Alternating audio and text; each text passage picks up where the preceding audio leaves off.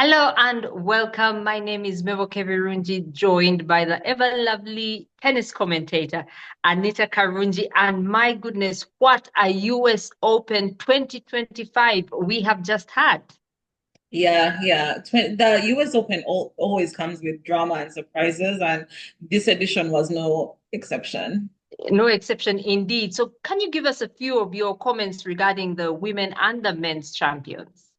I did say US Open does give us surprises, but in terms of the champions, I don't think anyone was surprised. The world number one in women's did win it. Arina Sabalenka, she finally got her slam of the year. I know I predicted for Anisimova to win, but I think Arina's experience and mental fortitude really helped her in this match. She wasn't nervous, she was just focused and ready.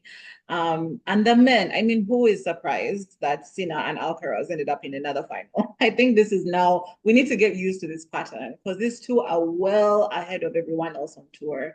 They are so miles apart in terms of their level of play. And it really was a good final. And Alcaraz, after winning that, regained his world number one spot. But with the Asian swing, anything can happen. There's very little separating these two. And so the Asian swing could change things around. I feel like these two are going to be ping-ponging. They're going to be, switching That world number one. Sinkaras. Sin Caras, yes, Sin Caras is going to be ping-ponging a little bit, exchanging titles like we saw this year, or exchanging the number one spot. That's going to be the pattern for a number of years to come, I think. But were your highlights or maybe even some lowlights from the tournament? Oh, let me start with the lowlights. I feel like it was really tough watching Coco Gauff struggle throughout this tournament. And you wouldn't think that this is the same person who just won the French Open this year. Yeah. But after the French Open, she has been struggling a lot more than usual on her serve. Yes, her serve has never been her biggest weapon, but this year she has really struggled and she leads the tour in double faults. So right before the US Open, she changed her coach and got a mechanics expert to help with her serve technique. But you could see like the stress of changing such a big part of your game was just on her shoulders.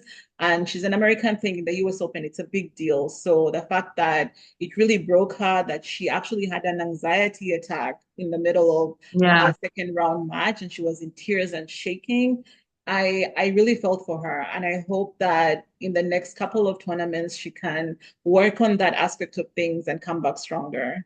But on a lighter note, I really love that there were many record firsts for players from Asian countries. Coleman Wong from Hong Kong won a Grand Slam Yeah. match, making him the first player from Hong Kong to do so. And on the women's side, Alex Yala, who has had a great season so far, also won her first Grand Slam match representing the Philippines. She's the first player from the Philippines to do so.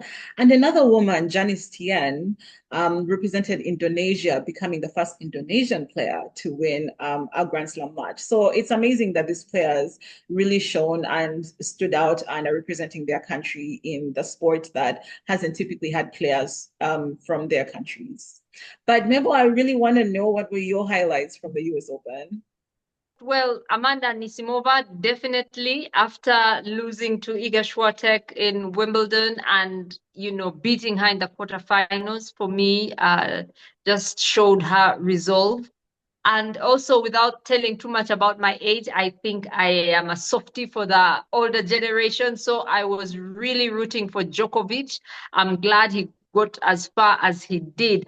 But what about Venus Williams? While she did get knocked out in the singles, she still made it to the quarterfinals in the doubles in her 40s. I mean, she reminds me of the footballer Ronaldo, who still has goals, so much to achieve.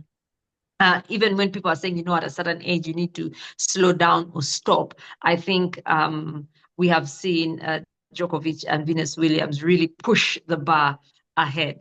So anyway, you talked earlier about the Asian swing. Of course, we have the Shanghai Masters. What are you looking forward to most?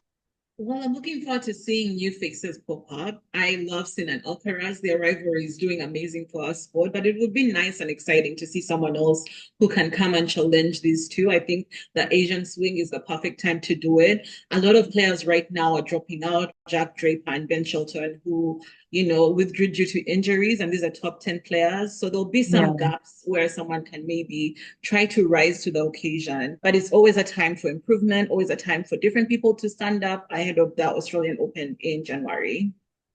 of course.